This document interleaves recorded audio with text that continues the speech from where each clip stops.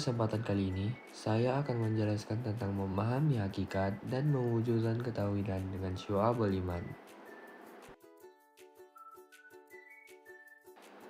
Pembahasan materi ini meliputi 1. Definisi dan dalil laki syu'abul iman.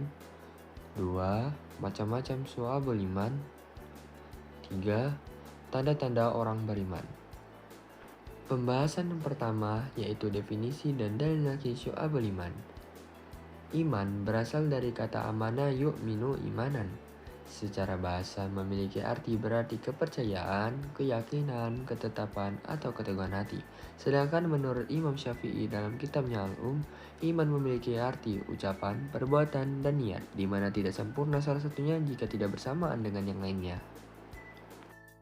Iman memiliki 6 pilar yang biasanya dikenal dengan rukun iman. Di antaranya iman kepada Allah Subhanahu wa taala, iman kepada Rasul Allah, iman kepada malaikat Allah, iman kepada kitab Allah, iman kepada hari akhir, dan iman kepada qada dan qadar. Pembahasan yang kedua yaitu macam-macam syu'abul iman.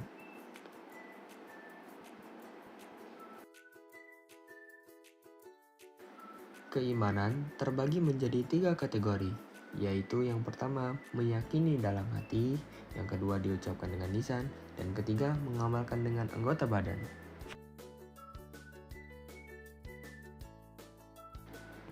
Dari ketiga kategori, maka syu'abul iman dibagi menjadi 3 bagian.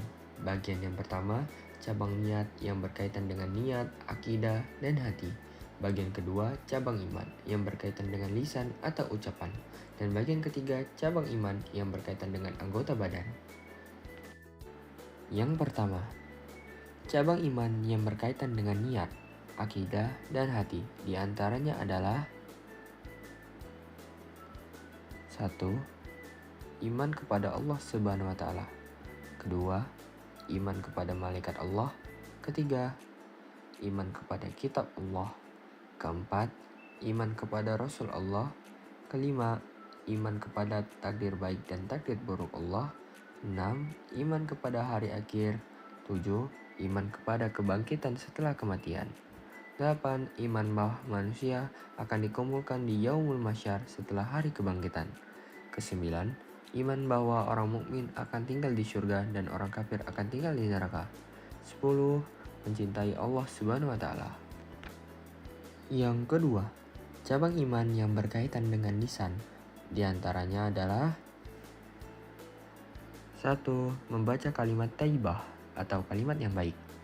Kedua, membaca kitab suci Al-Quran. Ketiga, belajar dan menuntut ilmu. Keempat, mengajarkan ilmu kepada orang lain. Kelima, berdoa. Keenam, zikir kepada Allah Subhanahu wa taala termasuk istighfar. Ketujuh, menghindari bacaan yang sia-sia.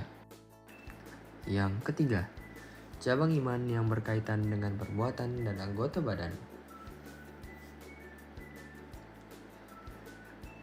Yang pertama, bersuci atau taharah, termasuk di dalamnya kesucian badan, pakaian, dan tempat tinggal. 2. Menegakkan sholat baik sholat fardu, sholat sunnah, maupun mengqadha sholat. 3. Bersedekah kepada fakir miskin dan anak yatim, membayar zakat fitrah dan zakat mal, memuliakan tamu, serta membebaskan budak.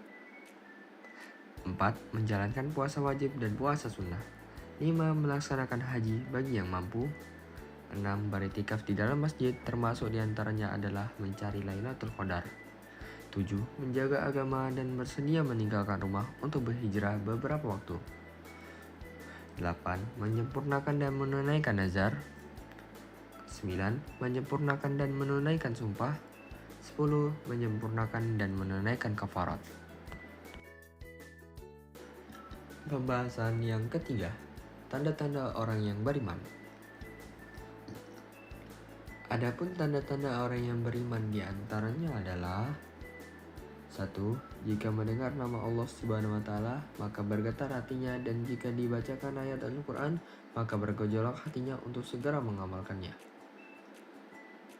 Kedua, senantiasa bertawakal setelah bekerja keras dan berdoa kepada Allah Subhanahu wa taala. Ketiga, selalu tertib dalam menegakkan dan menjalankan sholatnya. Keempat, menafkahkan sebagian rezeki dan hartanya di jalan Allah Subhanahu wa taala. Kelima, menghindari perkataan yang tidak berguna. Keenam, memelihara amanah dan menepati janji. Ketujuh, berjihad di jalan Allah Subhanahu wa taala dengan jiwa dan harta yang dimiliki. Baik, segitu dari saya. Mohon maaf jika ada salah kata. Wassalamualaikum warahmatullahi wabarakatuh.